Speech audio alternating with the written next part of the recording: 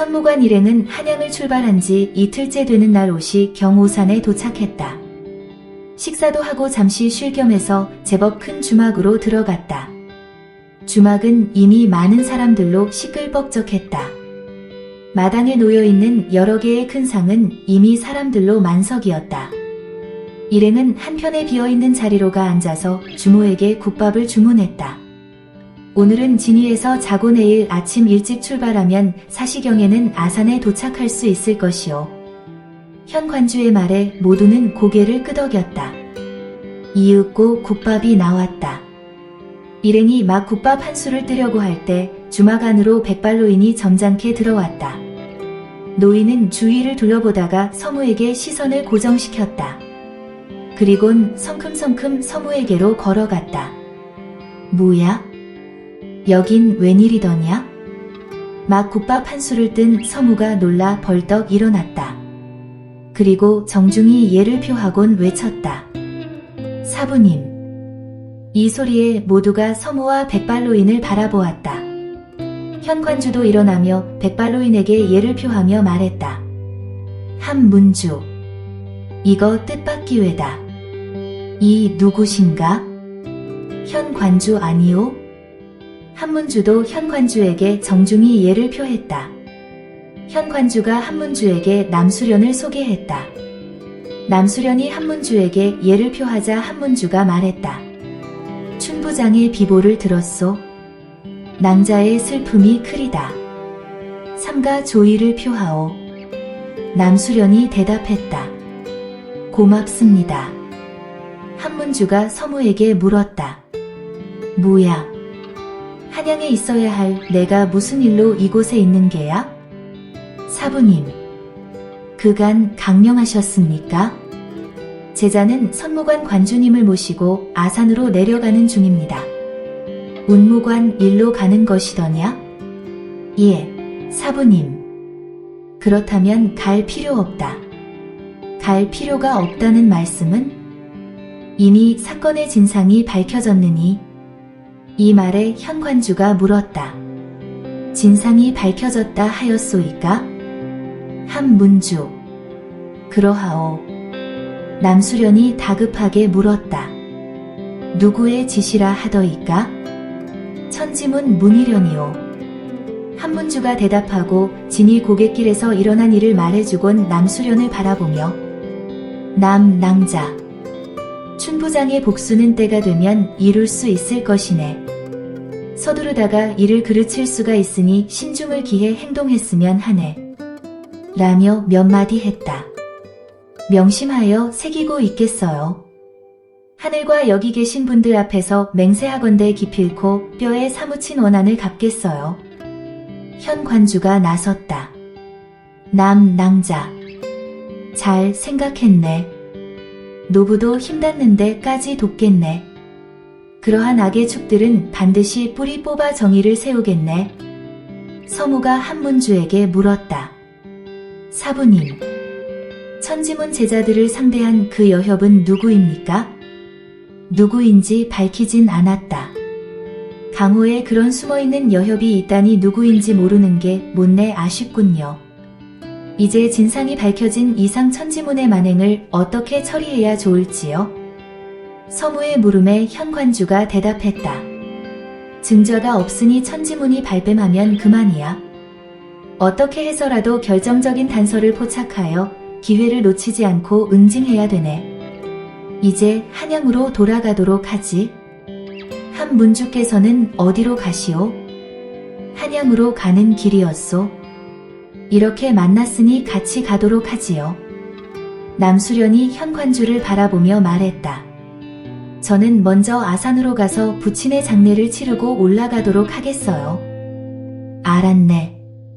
장례를 치르고 마음을 추스른 다음 천천히 올라오게나. 한문주가 서무에게 말했다. 뭐야? 낭자 혼자 몸으로 장례를 치르기에는 어려움이 따를 터. 내가 같이 가서 도와주도록 하거라. 알겠습니다. 사부님. 아산연. 이혜진은 아산에 도착하여 제일 먼저 운무관을 찾았다. 운무관은 이미 모든 것이 불에 타서 잿더미로 변했다. 이혜진은 폐허가 된 운무관 이곳저곳을 살펴보았지만 사건의 실마리가 될 만한 어떤 것도 발견할 수 없었다. 다시 한번 수십 년간의 영욕을 안고 역사의 뒤안길로 사라진 운무관을 바라보는 이혜진의 눈에 슬픔이 고였다. 이혜진은 운무관을 떠나 아산현 관하로 향했다. 현청 시체 검안소에는 아직도 7구의 시신이 보관되어 있을 터 시신 상태를 살펴볼 요량이었다. 관아 외산문에 이르렀다. 이혜진은 생각했다. 밤이 되기를 기다려 담을 넘어 몰래 들어갈 것이냐 아니면 현감을 직접 만나 협조를 구할 것이냐의 선택의 기로에서 이혜진은 밤에 행동하기로 결정했다. 일단 관아에서 철수하기로 하고 이혜진은 쉴 곳을 찾았다. 오산을 떠난 서무와 남수련은 서둘렀다. 벌써 사건이 일어난 지 5일째가 되었다. 운무관주와 제1대 제자들의 시신을 인계받기 위해서라도 그들은 속보로 걸어 진위를 지나 저녁 무렵 은봉까지 한달음에 달려왔다. 은봉에서 저녁을 먹고 잠시 쉬었다가 밤을 새워 아산까지 갈 생각이었다. 아마도 그렇게 되면 아산에는 술시에 도착할 수 있을 것이었다. 이미 밤은 깊어 술시에 접어들었다. 사방은 고요했고 정적만이 감돌고 있는 아산현관아 외산문의 좌우로 뻗어있는 긴 담의 모퉁이에서 이혜진이 오른쪽으로 돌았을 때 앞쪽에 2명의 인형이 어른거렸다. 이들은 담장 가까이 오자 지체하지 않고 훌쩍 담을 뛰어넘었다. 누구지? 이 야심한 밤에. 일단 따라 들어가 보자고 이혜진은 생각하며 담을 넘었다. 사방이 캄캄하여 어디가 어딘지 분간할 수가 없었다. 그런데도 두 인형은 머뭇거림이 없이 가더니 관아 맨 끝에 있는 건물 앞에서 멈춰섰다. 관아 내부를 훤히 아는 사람들 같았다. 이혜진은 더욱 의아해하며 바짝 따라 붙었다. 그 건물은 문이 잠겨있지 않은지 두 인형은 소리 없이 문을 열고 안으로 들어갔다. 그리고 잠시 후 안이 환하게 밝아졌다. 아마도 횃불을 켠 모양이었다. 이혜진은 문틈으로 안을 들여다보았다. 두 인형의 뒷모습만 보여서 누군지 알 수는 없었다. 그들 앞에는 하얀 천으로 덮여있는 7구의 시신이 놓여 있었다. 바로 시체 안치소였다. 그들은 일일이 천을 걷어 하나하나 얼굴을 확인하는 것 같았다. 이윽고 한 시신 앞에 한 명의 인형이 멈췄다. 그리곤 소리 없이 흐느끼기 시작했다. 이를 지켜본 이혜진은 여기서 모든 의문점이 사라졌다. 바로 흐느끼는 인형은 운무관주의 딸인 남수련이 틀림없었다. 그렇다면 또 한 명은 운무관의 제자 가운데 한 명인 듯 싶었다. 이들은 시신을 확인하고는 횃불을 끄고 조심스럽게 밖으로 나왔다. 이혜진은 재빨리 옆으로 비켜나며 몸을 숨겼다.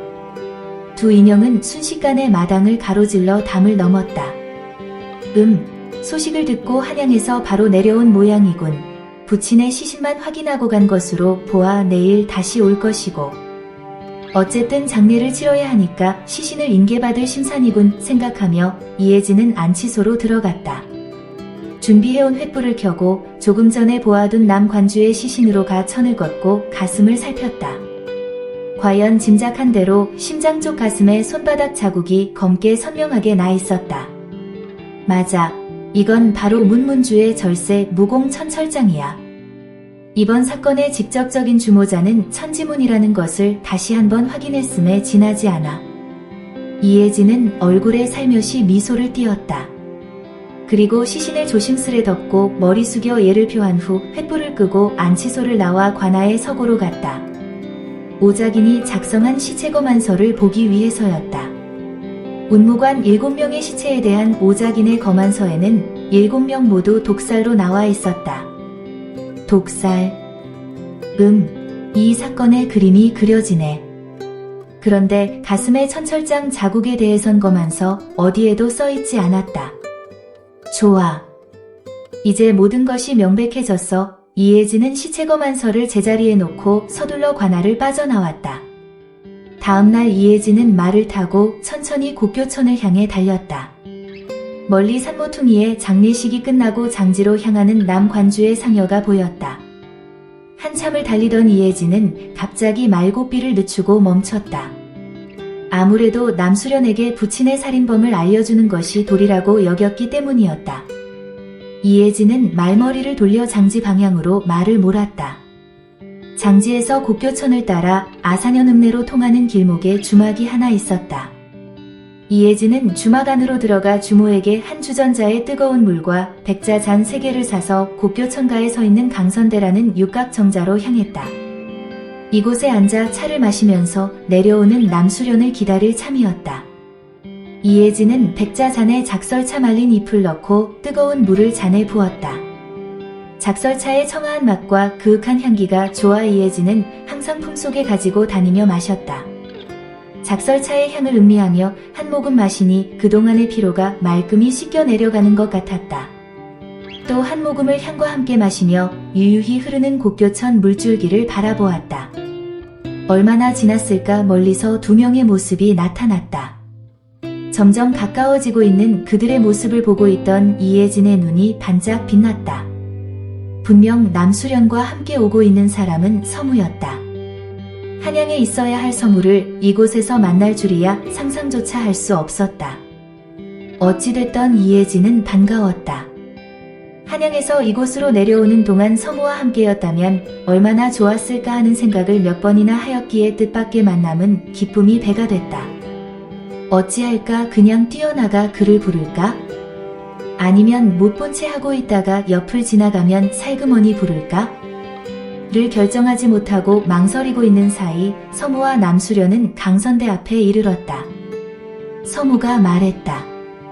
남소저, 이 정자에서 좀 쉬었다 가는 게 어떻겠소? 그러는 게 좋겠어요.